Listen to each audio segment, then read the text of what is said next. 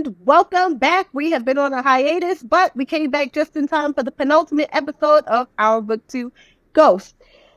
Welcome to Chronicles of Power, a podcast dedicated to the world of power where I review and break down the latest episode in the Powerverse. We are brought to you by Private Listed, your source for all things music, sports, culture, and entertainment. Follow the new page because we have another page now at PVTLSTD with an underscore at the end. And definitely follow us at Chronicles of Power. And if you are looking for all of those wonderful interviews that we get from the cast of the Power team, please go to YouTube at /PVTLSTD and you can find us there. Now, today, normally I do these reviews by myself, but I got a baddie with me today. I got someone by the name of Sydney Winbush. Now, if that name doesn't sound familiar to you and you're just listening on audio, we have the beautiful, the gorgeous, the talented, right? The beautiful smile. Noma's daughter. I'm your commentator is in the building with me. Clap it out, clap it out. Look, I'm going to clap. Welcome to the show. How are you? Good. I'm great. Thank you. I'm so glad that you decided to do this with me. You are super duper dope and I love your energy. And I'm glad that you want to talk about episode 409 with me. So let me just get into the particulars. So episode 409, titled Married to the Game, written by Ashley Victoria Hudson and Courtney Kemp. I don't know because IMDb has Courtney Kemp listed as a writer on this episode. And she didn't deny, she didn't confirm, but when on the screen for the episode, they didn't have her name. They only had Ashley's name. So my first question for you is, did Courtney actually write this episode? As far as I know, I think so. That's what's been everywhere. So I'm pretty sure she wrote it. Okay. Yeah, I think so. Okay. Alrighty. And it was good. Shoot, I don't remember. It was a year ago, but I'm pretty sure. I think she wrote it. Okay.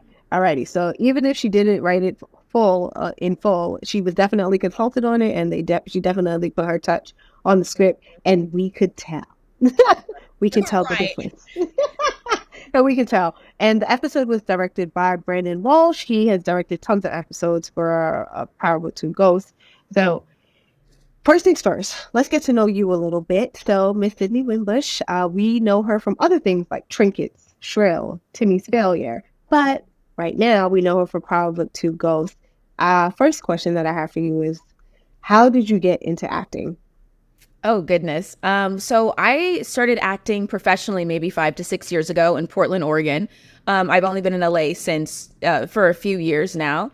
And I got into it because, I don't know, I grew up as a kid loving Disney Channel. And that's she was I love That's Raven.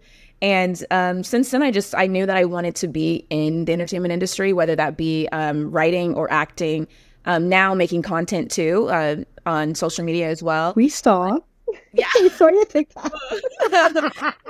Yeah.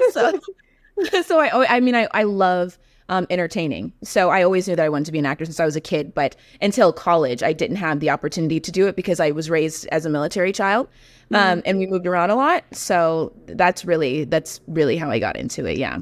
Oh, okay. So that answers my next question, because I was like, oh, you started in Oregon, but I thought you were from Germany. But you just moved around a lot. Okay. Yes, yeah, I was born in Germany. My first 6 years were in Germany, and then we moved around the South, California, and then Pacific Northwest. Okay. Yeah. What made you decide to go to California and not New York? Oh, that's a good one. I love New York, first of all, but I lived most of my life on the West Coast. And so I was and my mom's family is from down here. So I figured it made the most sense for me. And I love the weather here. You guys in New York, listen, I love New York. But you don't get to wear all the coats and the boots and the furs in California. I think I'm good. That's okay. Okay. No, it's funny because obviously we filmed in New York and I got to live out my New York life there. You know what I mean? I got to wear the boots and you know what I mean? And I think it was enough. I think it was enough for me. I think it was enough. All right. You didn't like the season changes. I get you. I got you. All right. So then let's fast forward, right? Like we know that you have worked on other films and other things, especially the one that I saw was on Hulu. So that was Shrill, right? So I saw that one. But how did you end up on Power Book 2 Ghost? Oh, I mean, so just to lay out like how the audition works. So I got Hmm. the audition in December of 2022, Hmm. and I sent in my tape from my team as well. And then maybe it's the holiday season, so I probably heard that I was pinned for it maybe 2 weeks later, maybe a little over a week later, and then it wasn't until after Christmas and New Year's that I found out I got it. So Oh, okay. All right. So, did you know what the role was going to be for, or were you just sending in a tape blindly and saying, "Hey, just find something for me and put me in well, that would be so bold. Oh, I would love that. No, Anya she was the role. But season 3 was not out yet, so I had there?" no clue Oh, what was even okay. who Noma was, what was going on, not a clue. And they keep a lot of that hush, so so people don't find out things like that. Hmm. So it wasn't really until I met Caroline, who plays Noma, and I got to set that people were like, "Oh, this is what's happening in the story," and I was like, "Oh." Oh, No. I, Okay. I know. Yeah. So it was cool auditioning that way. And it was even better knowing that some of the instincts that I had reading the initial audition really made sense to what was going to happen anyway. Okay. Alrighty. Yeah. When they told you that you got the role, did you obviously you're probably going to be excited, right? But once you find out you got the role, you go in and you're working, but then you find out that the show is ending. How does that work? Well, one thing is, most of us didn't know. There may have been like little rumors that the show was ending, but most of us, I think, there was no clear like that this was it. Hmm. And so when I came in, I was just excited to be there. Okay, I was so excited to be a part of this like amazing project. And then, after this, when this year came and we heard that it was done, it was such a bittersweet feeling. You know what I mean? Hmm. And Hmm. but I'm 100% grateful, and it was such a fun ride to be a part of ended up being a part of the last season. Oh, do you wish it could go on, or? Of course, absolutely. Even if it was just one more season, I feel like there's so many ways they could have gone, but you know, everyone's gonna venture out and do even more amazing things, and I'm sure there's more spinoffs coming and things like that. So it's all still exciting. Okay, good. So maybe we'll see you in some of the other spin-offs. You never know. You never know. No, no, no. So I'm just trying to see if you're gonna survive or not, honey. I'm just trying to see. Me too, girl. Me too. Me too. Alrighty. So last night's episode, we're recording this actually before the episode actually airs on Stars, but it has aired on the app. So if we talk in different tenses, please forgive us, people, Yes. because by the time that you see this, the episode would have already aired, and you will all know what we're talking about. So we're going to talk about some of the crazy scenes in this episode and get some of Sydney's feedback on what was happening. Now, because you're a recurring actress on the show, were you privy to a lot of the scenes that were happening? Like, did you brace for like obviously the ending scene? Did you know that was happening? Because you were in the scenes, but not in that final scene. So I'm like, does she know that this is happening? Yes, I knew just because of how we were shooting it that was Oh, going okay. on. But no, I guess maybe it's on a lot of other shows, but specifically on this one, I didn't get like the full script, so I usually Mm. didn't know what else was going on. I just put pieces together. But yeah, when I found that out, I was obviously really sad, and then watching it was even worse because it was Yeah. just like tears. It was amazing. Woody did so great. I mean, it was just so sad. It was sad. Yeah, Woody put on some grade A acting in that final scene, and that little it's okay, it's okay. I was like, no, no, no, no, I can't, I can't. And it was my mom who did it. You know what I mean? But I was like, that's sad because no. Anya doesn't know. I literally have no clue what's going on. So Yeah, so before we started, I was like, Dag, I would have rewatched this last scene because I watched it at like 3 o'clock in the morning, and obviously I have to prep for you. I have to prep, and I was like, Dag, I didn't get to watch it the second time, but I was like, where was Anya? What? Because everyone heard the shots, right? And they right. started running through the hallways and trying to get out of there. Where did you go? So, as she and Kane are dancing and she's talking to him, she looks at me to say like leave, And that's my okay. cue to like go in the truck with the security guards and they like rush Okay. me off somewhere. Okay. So Yeah. you just went with security. Okay. Right. That's what I figured happened, but I was like, I didn't see you in the shuffle anymore. Mhm. So they just took you away. They ushered you away, and that was that. All right. Yeah. So you don't even know about all of the gunshots. You just saw the money flowing for the Evo Raiders, and then that But I was was that. like, I'm leaving. Like, this is a weird way. No, I'm out. Yeah, exactly. Alrighty. So let's go through some other scenes. So we'll talk about some of the characters and some of the people that you play alongside. And obviously we'll ask you about Tariq and Anya's chemistry. Actually, you know what? Let's start with that first.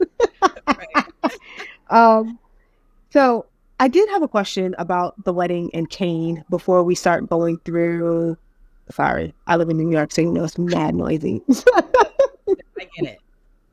But um in the last episode, so in 408, you go to Kane's penthouse and Yes. you go to visit him. And tell me if I'm reading the scene wrong. Is there a little bit of like sexual tension between you guys, or is it just, You you're just curious about why this guy is around your mom? No, absolutely. Like that's really what it is. Okay. Like when we that's really the first time I get to talk to him one on one. And so we get to it's really like we're playing with each other really because he has all the answers and I don't, but I'm acting like I know something. Because Anya's a very intelligent girl. She just, is not in the know of what's happening with her family. And I think when when we got to play with each other like in the scene, and we did multiple different takes of course, and reads, but it's really fun acting alongside Woody. And so I think that naturally, along with what our characters are doing and needing from each other, it's just like there is a little bit of chemistry there. Do you know what I mean? Yeah, because especially like in that scene that we're talking about from the last episode, Monet walks in and she's like, "Aren't you about to get married?" Because it seems like you two were like Like I'm one giving of each other the another eye. girl. Yeah, like you're another girl. Alrighty. So Yeah. we settled that she doesn't like him. It was just she's curious about what's going on with her mother and how she found out how she found this guy, because I think we see that more in the dinner table scene. I know everybody was nervous once we saw Diana around the table. Right. But they're just questioning Kane. And from your perspective, do you think that Anya approved of the wedding with Kane and her mom Noma? No. Oh my God. No, not at all. No, What in the world? Like, even though it was for a reason. no. Well, I didn't know the reason. Like Well, she's saying it's for business, but I'm like, what business? Like what in the like obviously I know she's an international conglomerate, like or she runs what but it's like, what exactly do you need this man for? Like he's so in our world, like we come from, in Anya's mind, we're high status, we're all these things. And I'm like, who is this? Thug. Like I literally called him a thug to her when she was telling me they were getting married. And I'm like it's so out of left field. And then meeting his siblings and his mom, I'm like, what in the world? Absolutely not. This is weird. Everything. My dad just died. Like, what's going on? That's all that's going in my mind. okay, so just a clarity question. What is the time frame between not season 3 and 4, but the time frame between your dad dying and you coming to New York, or meeting back up with your mother in New York? Did they ever Very. clarify that to you? They did, and I think it's in episode. It's the last time. It's the last time I hook up with Tariq, and I tell Oh, him, and I mean, it's so close to each other, and I honestly can't recall if it's 3 weeks or 3 months, but it's three something. It's very very recent. Um, it's like it took place over the summer, and then I'm back in school, and I've always oh, okay. nobody understands or remembers. Like I was never really raised with my parents. I was raised at boarding schools in the U.S. That's why I don't Mhm. have an accent, etc. So to have my mom coming into my life so on top of me is weird. Mhm. You know what I Yeah, mean? So because soon. you've been independent thus far, and then now she's here telling you, "Oh, well, you have to stay here. You got to come back," and they're moving you back and forth. Gotcha. Right. All righty. Exactly. Hmm. Understood. All right. So now let's get into the episode. So here's what I normally do. I know you're a little biased because you want it, But I normally say the 3 things that I liked about the episode and the 3 things that made me go, not so much, right? So you can go first. Tell me, I'll say 2 for you. Tell me 2 things that you liked about the episode and then 2 things that you didn't really like. So we'll take turns. So 2 things you liked. I don't even know how to answer. This is hard. I know. It's hard because I really liked this episode. And I mean, I don't know what the next episode is going to hold, but I know it's going to be crazy too. So I really liked the dinner scene. I love when, everybody, it's just so awkward. Like, I love that. And I really did love the scene with the Tejadas, with Monet, that whole thing. But I also didn't like it because it was just like I was crying, and so that was rough. And then I think it's so weird because I'm on the show, but like I'm rooting also for Tariq, like take out Carter, do blah blah blah, and he didn't. I was like, Tariq, hurry up! You had one job for real, job, and you go into a soliloquy about or a monologue about why you're gonna kill him. I was like, Ghost would have never did this. Like, right. So that was probably a little rough, but overall, like I really enjoyed this episode, and I think the audience, because it was intense, I think they liked it too. I think so too. Alrighty, so guys, I'm going to give you the 2 things that I loved about the episode. So 2 things that I loved about the episode. I loved seeing Diana, Drew, and Kane all together, even though they spar with each other and they got little jabs and all those things. Just seeing them being siblings again, I needed that, right? I needed to see that, especially because Lorenzo wasn't there anymore, and obviously what happens to Monet. Like, seeing them together in the strip club and her asking Drew, she's like, will that dance from a girl? He was like, hell no. Like, I love their banter together, and I love that the relationship that Drew and Diana have. You can see that they are the closest to each other, and like Cade has always been alone, kind of, because he had to assume a certain role. But seeing their dynamic together, and even them interacting with Monet again, although it's different, I needed that to close out the show. Now, another thing that I liked was I did like the dinner scene. So I liked when everybody is ganging up on Cade, and poor Cade is just like, y'all are embarrassing me. This is not why I called you guys. Right. So then, things that I didn't like. The setup between Staten Island, getting the dean to go to Staten Island to try to kill Noma. I was like, oh my God. Not kill Noma, try to kill Monet and Tariq. Right. I was like, y'all had to know that they weren't going to fall for this. Like, it wasn't going to be this easy. And then Tariq at the altar. Well, I dislike 2 Tariq scenes. So that scene where he threw over where he's like, I'm Tariq St. Patrick and I killed my dad. I was like, oh, bro. I didn't like that at all. And then when he's in the altar with Carter, what made him stop to say, I'm going to talk to this guy? He has never shown you that he is someone to play with, or that you should have a whole monologue with. You have a silencer on the gun for a reason. You got backup. They cut the cameras off, and Brayden is in the back sniffing drugs. And I'm just like, no, just shoot him. Like, there's nothing for you to talk about at all. You don't have a long-standing connection with this person. He hasn't even done as much stuff to you that he's done to Monet and Drew. So why do you have a monologue right now? But so I wasn't too fond of that. Go ahead. You can tell me what you said. I don't know. I feel like maybe he was in his feelings. You know what I mean? He was like, that I'm this. You can't. You know what I mean? But Lord, you had one job to read. One job to read. They end up in a car accident, and he got in a hangar now. Oh my gosh! So those are my little beats. That was my little. I'm sure I had more because I couldn't stand your uncle. So Anya, Nolan's brother, I couldn't stand him. I was like, oh my God, I hope he dies in the crossfire. Go more. I love him. Alrighty, so. Moving forward, let's talk about what's going on. So right now, we're just going to bring everybody up to speed. Effie has been accepted into Stanford. I was about to say Stanfield. Stanford, right? She's going to the robotics program.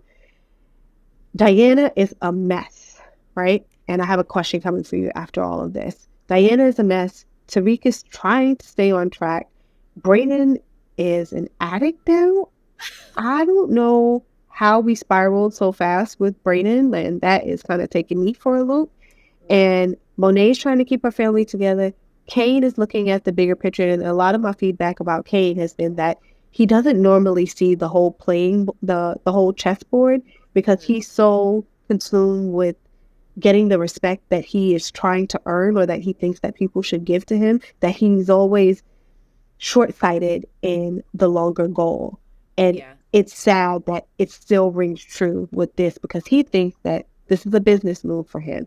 Marrying Noma is going to solidify him in the organization. He's going to have a bigger hand in all of it. And at what cost does that happen? And he doesn't think about the cost. And something that Tariq always says to him is, you're worrying about the wrong thing, right? But so that's the breakdown on everybody. And then I say, how does Anya come into play in all of this? Because she survives the wedding shootout. And if you were Tariq, what should Anya's fate be at this point? Because not even Tariq, but the Tejada children, like what does Anya do from here? You know, it's hard because like I don't know, obviously Kane is privy to, understands that I know nothing about this life. I think Diana and Drew know now, but like I really am Anya is really an innocent party in this. Like I just like Tariq was during the OG power. You know what I mean? Like we came from families and we didn't know the secrets our families held, and obviously I'm sure they're gonna want, you know, to like kill Noma or do whatever, maybe hurt me, like do whatever, you know what I mean, to get back at her or something. I just don't know, because it's a hard question, because I know that everyone knows that Anya is innocent. Like, yeah, maybe she, you know, she had attitudes and stuff sometimes, but how would you feel? You know what I mean? If one of your parents just passed away, the other one is being really weird, out of character, and hovering over your entire life now, and now is inviting people who are just not in your like bracket of, you know, your class, and you're like, it's just secrets. It's all weird. And so she's really just, Anya herself is really trying to cope with what's going on around her. And so for me, if I saw this role, you know, as somebody else, it'd be hard for me to judge her based on the things that were happening to her. But as someone who plays opposite of her, like if I was a Tejada, like I would want them all gone, like bling, bling, bling, like bye, see you. The entire family and the ones in Nigeria too, for real. Everybody gotta go. So I don't. At least you're answering honestly, because everybody got to die at this point. Everyone has to go. Then I'll ask you this: who do you feel as a fan, and then you can answer through Anya's purview if you want. But as a fan, like, who do you feel most sorry for? Who do you feel most empathy for out of the Tejada children? Because watching that final scene, and we'll go over it, I thought about Diana and some of the things that she said. She said, you know, we know other things about her too. Like she lost her dad, so she lost Poppy. She lost her baby. And it seems like she really wanted that baby. Like that was going to be like a new start for her that she probably could have never got any other way. Yeah. And then now with the loss of her mom and the loss of their status eventually, right? Because her mom was the matriarch and kept everything together and was the person who spearheaded a lot of their operations. Mm-hmm. How does someone like Diana cope with this? How does Kane cope with this? Like Kane crying on the ground. Whew. Woody put on a clinic in that scene. And I know we get a lot of, you don't have to say this, but you know, we get a lot of feedback on some of the things that happen in the show and people think it's cheesy and stuff like that. But like, I felt it when he was crying and when he was sitting in the chair, and then like even the little things where Lavelle, who plays Drew, comes over and is trying to untie him like frantically. He's like, please let me out, let me out, let me out. And I felt it. I felt like I was there with them. I was like, oh my God, these people are not real. Relax, right? Breathe. Right. Breathe. And I just wonder, like, who do you feel deserves the most empathy in all of this? Because I heard a little soundbite in the clip for the preview for episode 10, and they said, this is all your fault. And it sounds like Lavelle or Drew is saying that to Kane. Mm-hmm. And I'm like, how can we blame Kane? Like, I feel so sorry for him. I don't know. And I think that's who he's saying it to, because I don't know, but that's who I thought he was saying it to. And it's weird because through this whole season, I've thought about that. Like, who, honestly, the Tejada is like, who really kind of has it worse. And mm-hmm. I mean, they're siblings, so then they're going through similar things on different levels. But I honestly, in that scene, I think I realized how bad I felt for Kane, because he had to mm-hmm. be, as the oldest, when you're the oldest sibling in life, like, you have so much pressure put upon you to like protect your younger siblings or be an example. And all he really wanted, was to make his dad proud, to make his mom proud. And he went about it maybe in some questionable ways, but, it's hard when, his siblings were, keeping things from him and he was in the dark. And even in that episode. In this episode, right? Completely in the dark. Yeah. And who knows how it would have ended if they would have collaborated. You know what I mean? So I mean, honestly, I feel the worst for Kane, because he was in the dark about things, and maybe had he known and it still ended up this way, I wouldn't feel that way. But I mean, just seeing his speech before she came in and started, shooting, mm-hmm. like, I was already getting emotional when he was talking about how hard it is to be a kid on the streets. And, his mom did the best. I'm about to get emotional now, the best she could. And then she comes in and did what she did. And it's really sad. It's just sad. Oh, it's so heartbreaking. Oh my goodness. So when I interviewed other people from the show, I'm like, hey, did you know that it was going to end? Did you know it was going to end? And they all said, no, we didn't know. But the one thing that they do say is there were signs. And I was like, and when I saw this episode, I was like, this is the sign.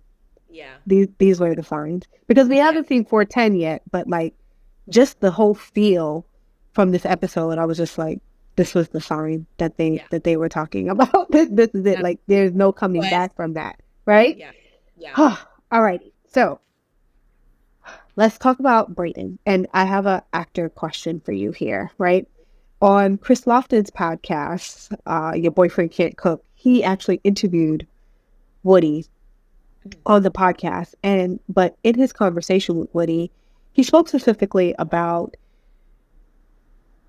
how power can portray you, right? And how the people who are writing it, they don't have to act these scenes out. And a lot of times, some of the people from Power, specifically, think of Zeke, think of even Omari, or maybe even Kane. They get typecasted by the things that they are doing. So, for instance, with Chris Lofton's character, they had him as an addict. And that goes with you throughout your acting career. How do you, as an actress, combat being typecasted? And do you have a say in things that Anya was doing? So even like, for instance, your nudity scenes, or when you have to have like intimate scenes with a co-star, are you able to give feedback and be like, I think that may be too much for me? Or are you just open to doing most things? Absolutely. When it came to the intimate scenes, I was able to give my opinion because we had an intimacy coordinator, so it was a very safe space. Mm-hmm. When it came to maybe other things like what I looked like, or obviously I had no say in how it was written at all, or mm-hmm. really what I wore, my makeup, my hair, nothing. And it's funny because as an actor, I'm not playing myself. Like, I'm not me. I'm not Sydney. If you want to see me, you can go look on, social media. You can find me wherever. But when you get hired to be somebody else, like, you have to, it is a collaboration in many ways, but you have to be okay with, maybe not looking how you would want to look, or maybe doing certain things that you yourself might not do in real life, but putting yourself in another person's shoes, you know what I mean? That's what's so amazing about acting. I think when it comes to typecasting, that's hard, especially when you're on a show like Power for so long. People, if this is like the biggest thing you've done, or it's the first thing people have seen you in, people will just put you with that character for a while, you know. And I guess because I was just recurring this year, I haven't really felt like I've been typecast as something or another, especially because I'm just such in the beginning of my journey. But I definitely know, just not even from this show, but from shows past, you know, for decades of TV, that it's really easy to see somebody in such an iconic role and not see them as anything else moving forward.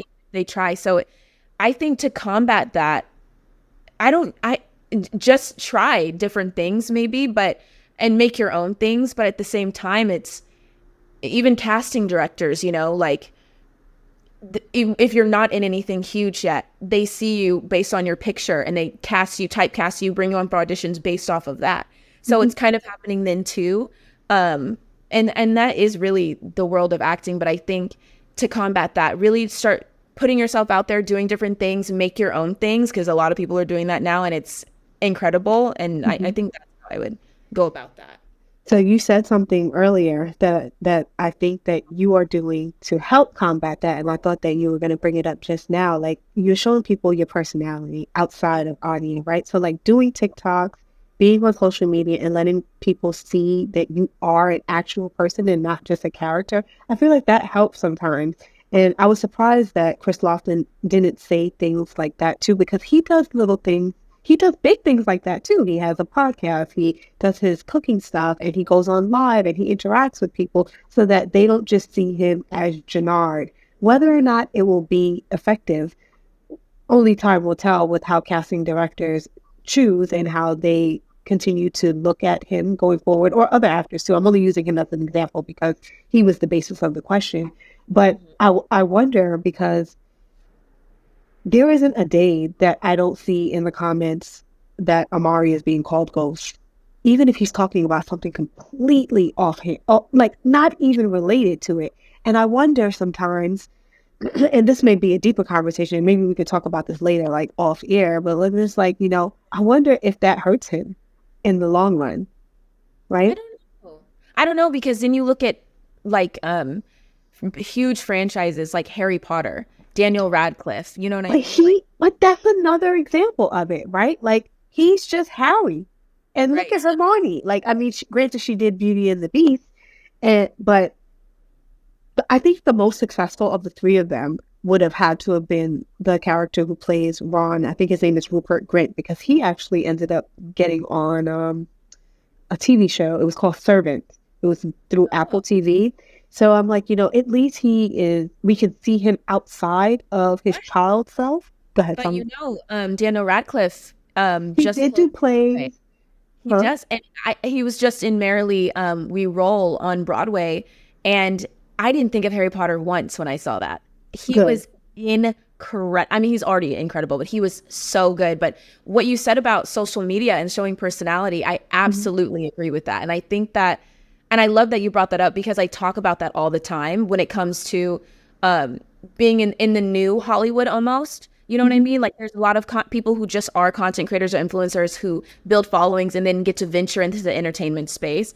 And there's also entertainers who just use social media as an outlet and are now able to show people. I mean, Abbott Elementary, Quinta Brunson, like she picks people off of social media. Woody, and he started from Vine, right? Like, BuzzFeed, and I think a lot of artists are understanding that now, but then there's the other half who kind of want to stay maybe mysterious and don't want to put themselves out there. But I think that we're all given gifts when we come here, and to not put yourself out there to show what you have, you would be doing yourself a disservice. So I think that's a way, and exactly what you said, to combat maybe typecasting, to show people who you actually are, and open up other avenues. Oh, maybe she could do comedy, or he could do comedy, this, that, you know?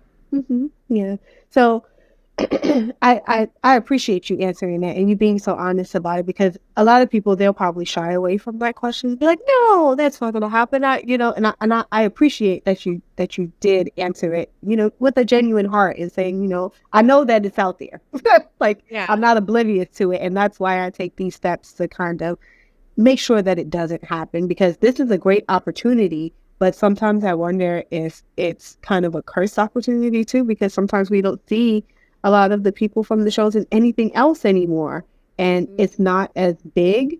And I wonder, like, just like in my own head, I was like, does this hurt or does this help? But, I guess only time will tell. I guess only absolutely. But it's what is great is that there's a lot of people, a lot of us from the show are venturing out into other things, which is it's going to be really great to start seeing people in other things too. Yeah. All right. And we're gonna pick back up on that later, because I do want to know what else you have coming up that we should be looking out for you for. But let's finish talking about the show. So we talked about Brayden. So Brayden is actually who was on my mind when I was talking about the typecasting thing and about doing things that, you know, may make you look crazy. And I'm like, why is he a drug addict? Right? Why is Brayden a drug addict? Why is Brayden a drug addict? I cannot wrap my mind around it. It's sad the way how his story is going down right now. But if I had to rationalize it, here's what I'll say for people who are listening. Brayden has a lot going on. And someone said to me, why are they trying to mirror Tommy here? And I'm like, is it necessarily mirroring Tommy, or is he just going down a spiral? He found out that his family was running a scam. He doesn't have the same resources that he used to have. He's not in school. He's looking to latch on to people to find some sort of comfort. He can't really do it with Tariq, because Tariq is like his dad and pretty stoic and not very forthcoming with his friend, even though they have a good relationship. But that relationship is based on very specific parameters. Whereas I tell you what you need to know, and I am a friend to you up until you are just useful for me. And either you can help me or either you cannot. And he's still contending with all of that. He killed his uncle, and Brayden isn't really a killer. He is doing things to try to prove himself to Tariq, but he's still not getting credit for it. And that may be taking an effect on him. In the beginning seasons, we talked about privilege as it related to Brayden a lot. And right now we're seeing him effectively lose his privilege and how he handles that. Yeah. And if we've seen other white people in the news and how they handle not getting their way, I feel like this is on par with that. This is the trajectory that I would imagine, right? So it's not necessarily, and you guys can disagree with me if you want, and definitely comment and email and DM me and harass me, but it's not necessarily that he's mirroring Tommy or that they're mirroring Tommy in this sense. It's just that he was never for this life, and now he's in it, and he doesn't, this is his coping mechanism, like just being high. Can you agree? Absolutely. Yeah. Yes. I mean, all of the young kids on the show are dealing with the choices their parents made and the life they were given and their circumstances. And it's all, which is regular life, all about choices. And like you just said, Brayden lost a lot of things and a lot of stability. And so he's trying to cope with somebody that he thinks he loves, because it gives him some kind of high, and literally doing drugs, because everything else in his life is also a mess. So he's just trying to hold on to something that he feels as he can control, and try to find a new way, since his old life doesn't want him anymore. You know what I mean? And it's really hard. And people go through that in real life all the time. Do you know what I mean? So Yeah, I know. So then the next person that we'll look at is Effie, right? And I feel for Effie, because she loves King and she has an allegiance to Tariq, even though she doesn't say it flat out, but she still does whatever it is that he asks her to do. She may fight, she may say, "Why you want me here?" But she's still gonna do it, because she is always the team player. And I wonder what's going to happen with her. Now, obviously, you can't tell us, but what does a life for Effie outside of this look like? Like they can't convince Noma to get her out, because that's what after she has her intimate scene with Kane, she tells him that she is accepted to the robotics program, and he can't make any promises, even though he's going to marry this woman, that he'll be able to get her out. The most she can do is just stay at Stansfield. And and like you said earlier, we get to see that most of these people are a byproduct of their parents' mistakes. And I know last week a lot of people was like, it was a waste to even meet Effie's mom, especially in last season. I remember Courtney told us back in season 2 that we were going to meet her mom and we'll find out more about Effie's story. And I'm just like, was this a wasted opportunity here? Because there was so much there. We found out that, obviously she was molested. Is that her mother's husband or boyfriend, I wasn't sure if they were married, and you guys can correct me, that he took advantage of her. And now the mother didn't really advocate for her daughter or, take her daughter seriously with those things that happened. Yeah. And she's still trying to live above the fray. And now she's stuck in this life, all because of the choices that her mom made on her behalf. And she still doesn't have the power to get out and to do exactly what she wants unless they kill Noma. So, who do you think is going to kill Noma? Look, I don't know what's going to happen. And I'm not even joking when I tell you, I only know what happens to Anya, what happens with me.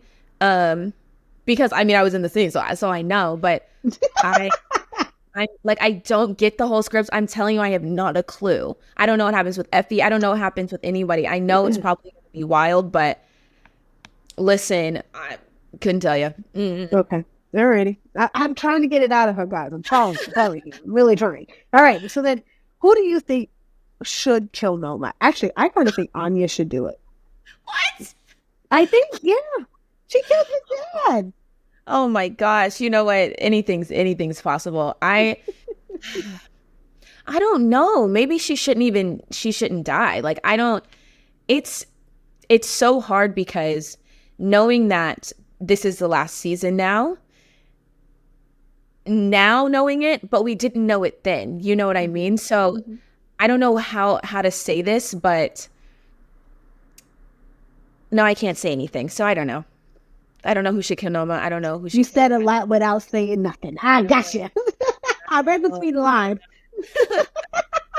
All right. All right. So who's the last person that I want to do? And then we'll talk about Monet. The last person. So we did Brayden, we did Effie, we talked about Tariq and him, the monologue. Oh, here's a question for you. Do you think that Tariq is living up to the standard that Ghost set? Even though he didn't want to be a part of this, but he's still mimicking it in a sense.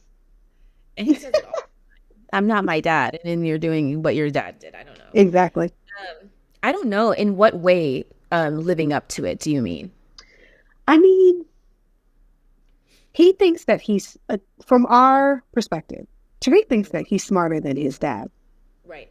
He thinks that he can outmaneuver people, and he thinks that, I don't know if he realizes that he isn't as brutal as his dad, because there's still aspects of his dad's life that he just doesn't know.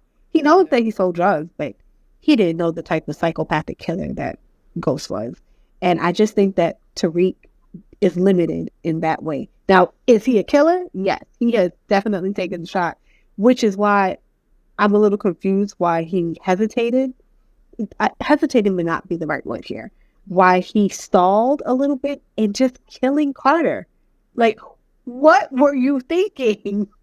what was he thinking? And that's why I'm like, well, he can't even be in Ghost's shadow at this point, because he's not moving in the correct way. Or should we even be looking at it like that? Is Tariq his own person, or is Tariq a byproduct of his dad? And by all intents and purposes, he is just going to end up like him regardless, even though he didn't want to. But isn't that it's so interesting because it's like all of it, right? Like he tried to renounce it, and then he ended up being in it, as if it was the only thing he could do to protect his family and himself and his future. He is definitely a byproduct, but he's also his own person, and that's why he doesn't move in the way that his dad did, and he thinks he's smarter and he tries to do things differently. I think there, of course, are shortcomings because in the way, if you look at how Ghost would do it versus Tariq, but it just shows you that what happens when, you know, you're not healing from your trauma. Like it just, like Tariq went through so much and is just trying to, it's like he's trying to push it away so much that he's bringing it closer. You know what I mean? And it just, some of the stuff he does not make sense, but go off, really. I don't. That's the perfect characterization for him, because he's pushing it away, but at the same time pulling it towards him. The more he's saying he doesn't want to be that way, the more he is subconsciously embracing the role that he didn't want to do. He lies just like his dad. He is secretive just like his dad. A womanizer just like his dad. A womanizer just like his dad. And but he, at the core of it, he's still trying to protect everyone, and that was one of the core premises for Ghost's character. Right? He is the anti-hero in a sense, because he's a horrible person, but he's also trying to protect people at the same time, right? And he tries to protect his friendship with Tommy, and Tariq does do the same thing with Brayden and with Effie and with the rest of them, and he tries to kill them too, right? but he still comes back to protection mode at the end of it, because it's all about being married to the game. All right. Yeah. Now, one more question about Tariq, and then we'll move on to the final scene, Monet, and we can like break that down a little bit. But is Anya a good fit for Tariq?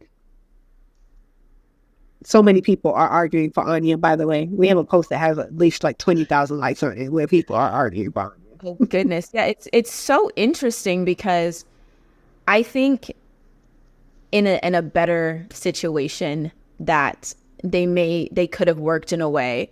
But at the same time, only because their lives parallel. So I think once, you know, if Anya finds out, you know, I think they can relate on those things. But as who they are right now, no, because Anya, I think in next episode, you'll see what choices are made. But Anya and Tariq are so different in the way that while Tariq said he didn't want this life, but went for it anyway, I just don't know if that's something that Anya would be into. She how she was raised, boarding schools with money, like anything she wanted, flying here or there. I just don't think that a man that went through the things that Tariq went through, it would be too close to home.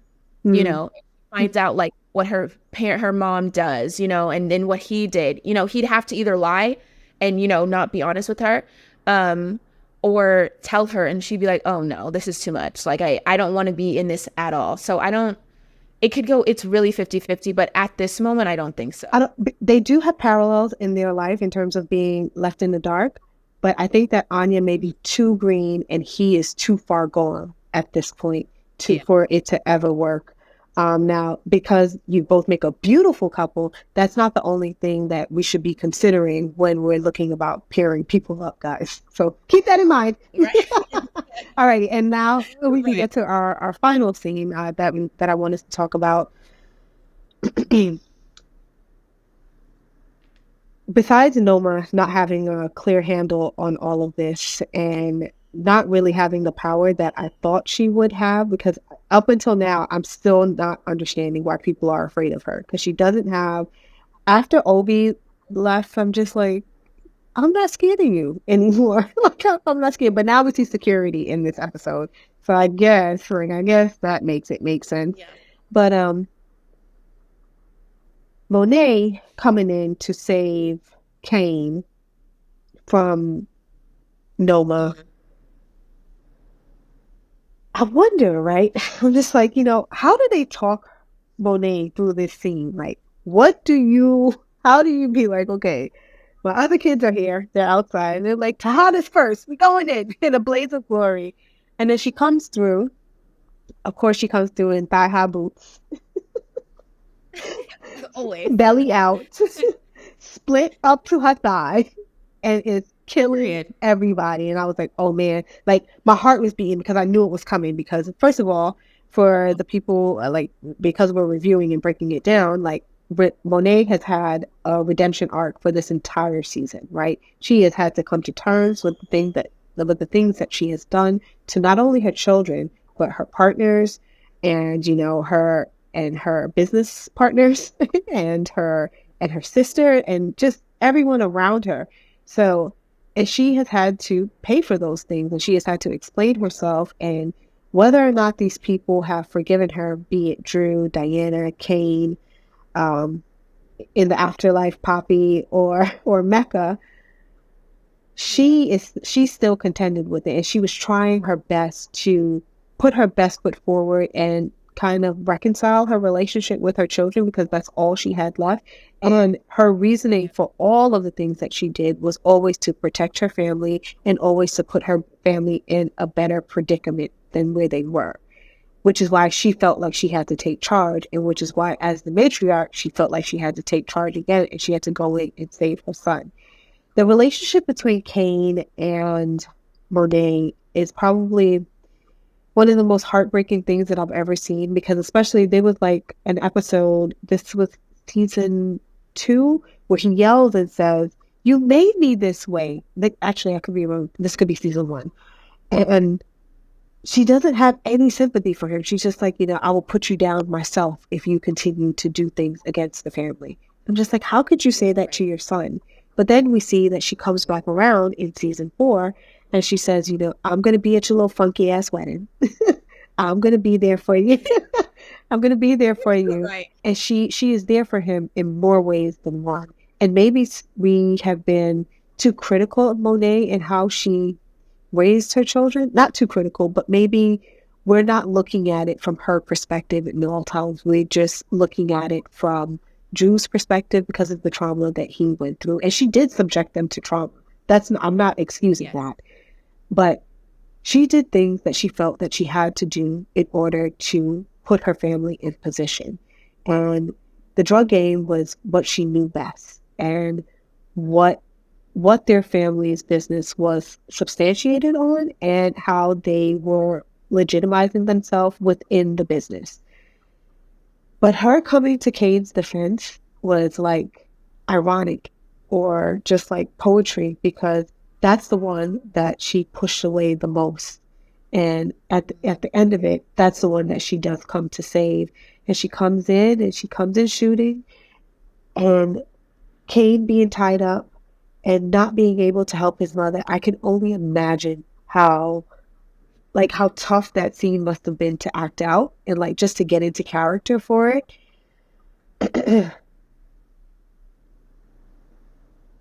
Having Monet leave the show, I don't see how the show could have gone on without her, because she is one of the pillars of the show. And watching them like just finish it off, it almost felt like real tears. Like, damn, that's it.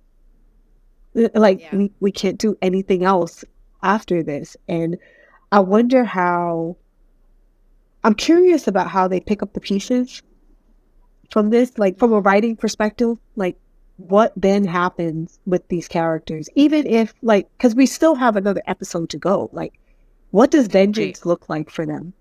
What does retribution look like?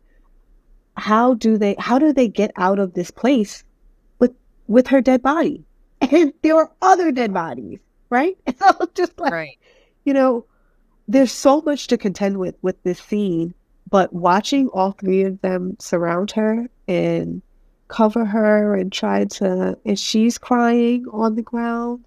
And how did you react? Because you saw it for the first time when it aired, right? How did you react when you saw the scene? I mean, I knew it was coming. And it's like when she started, as soon as she said to Drew and Diana, like, Drew was like, yeah, you go to the side, we'll go this way, whatever.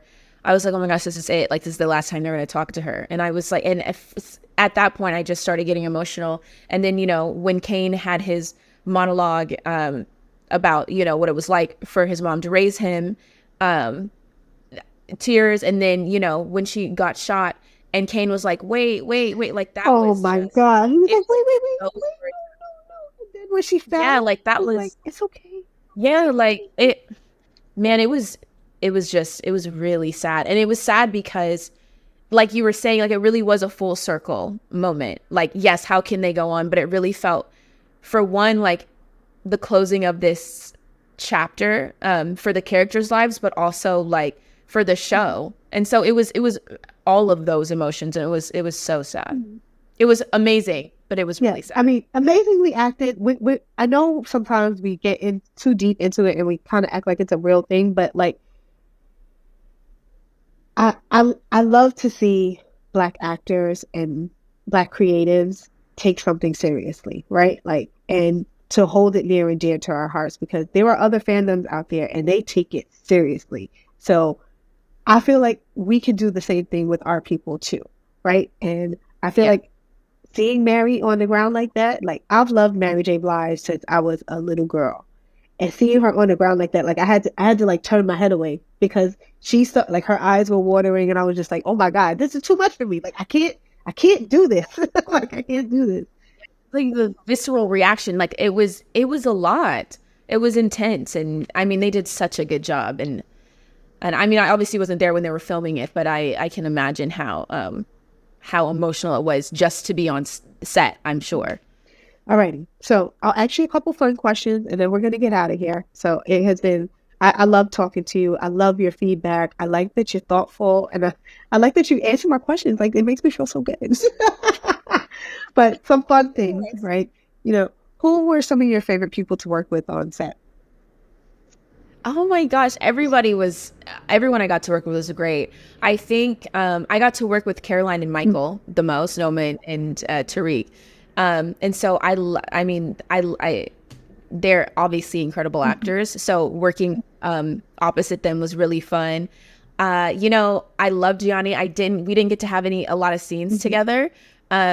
Brayden, but it was fun. Like he was great. Just being on set with everyone. I didn't really get any scenes really with Alex, but she was great. Diana, the Tejada, like Lavelle, amazing. Like everybody was so good. And then also across Woody, like obviously he's so good, but he brings such a like, even in his intense moments, he brings like a joy to what he's doing and a passion. So, and it's really felt to be opposite him too. So, I mean, everybody, literally everybody. I love that for you. You got a good group of people to work with, especially in this go round. So then my next question would be is, if you weren't on Power Book 2 Ghosts, right? Which other spinoff would you have liked to possibly work in if you didn't go for this one? And I ride hard for Ghosts. I love this one. Well, I have a friend who was in Raising Kanan. Ooh, who's your friend? Her name's Aaliyah. She plays Crystal in the group. Yes, and she booked this show like 3 months before I booked this one, and I'm like, that's crazy. And so I think just because I watched with her in it, I think that would be fun. And it's in the 90s, and I think that would be cool. So probably that. Alrighty, so then we'll do this or that, right? So we'll do like, so I'll ask you, who do you pick? Like in terms of, let's see, because I have two here. So we won't do like in a fight. We'll just say who your favorite character is, right? And then we'll wrap up. So, alrighty. Okay. Between Monet and Rock, who are you choosing? Oh. There's recency bias here, so... Well, I have to go with Ghost. I have to go with Monet. Rock is amazing, though. She's amazing. So. And then if you had to choose between Tommy or Ghost, who are you choosing? What are they? I can't. Like, that's hard. I really love Tommy. I really do. Oh, okay. But Ghost is OG. It's a tie. I can't choose. Come on. You're not making this fun. Okay, all right. Let's try again. All right. Out of the Tejada children, right? I think you may have already answered this, but like if you had to pick of the three. We'll say out of Kane, Drew, and Diana, who are you riding with? Drew. Really? I thought you were going to say Kane again. I mean, I love Kane. I really do. But I really like Drew. Me too. Like Drew's my favorite. Yeah. Drew's my favorite. And then I asked a lot of people this question, and we probably gonna have to fight if you answer this wrong. Oh no. Tasha or Angie? Tasha. Yes! I knew I loved you for a reason. Are you kidding me? What? Are you kidding me? Don't even. Oh my gosh. Oh my gosh. I love you. All right. Okay, I'll do one more and then that's it. One more and then that's it. Okay. Of the cops, right? Who was the worst? So we have Carter, Blanca, and let me see. Let me give you one more that gave them some trouble. What's the guy from Force? Oh no, Stacy. So there's Stacy, that's the district attorney or the attorney on Force. So there's Stacy, then there's Carter, who's the corrupt cop, and then we have Blanca, who is not corrupt but kind of does some bad stuff, but she's still trying to be in the light a little. I think Carter has been the worst. I mean, he's a cop, but he's also corrupt. Exactly. So he's doing things and he can get away with it, easily. So yeah, Michael Ealy's incredible as well. So he's doing it. Yeah, I never looked at him the same ever since he threw them kids out the window. But anyway. But anyway, I tell you, like, once you do something that's very, very drastic, it goes with you throughout every single thing that you do. I'm like, you never was the same since you threw them babies out the window. Never. I knew you was going to be corrupt. Alrighty. Any parting words for the fans for Ghost? What was your, like, what did you love most about working on this show? Man, I mean, first of all, working on a production that was majority Black crew, Black cast, that was such an amazing experience. And I just learned so much from everybody. So overall, I would just say that I hope that, which I know because the fan base is incredible for the last decade of Power. I hope people remember the stories and their favorite characters and still talk about it even when it's done. And I mean, I had such a fun time working with everybody, cast, crew, production, like from the beginning to the end, it was fantastic. And I would love to work with a lot of these people again. And I guess that's what I would say. I would say, thank you. Thanks for bringing me in. It was fun. It's been swell. And so thank you so much for doing the podcast with me today. I love talking to you, and the fact that you chose Tasha lets me know the type of woman that you are. Alrighty. And so thanks so much to Cindy Winbush. Guys, you can follow her at, say your name.